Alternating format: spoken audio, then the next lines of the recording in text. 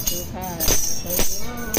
એ તમે દાન ને પુણ્ય કાંઈ કરજો રે તમારા મનના મંદિર ખુલ્લા રાખજો રે તમે સતની સાવરણી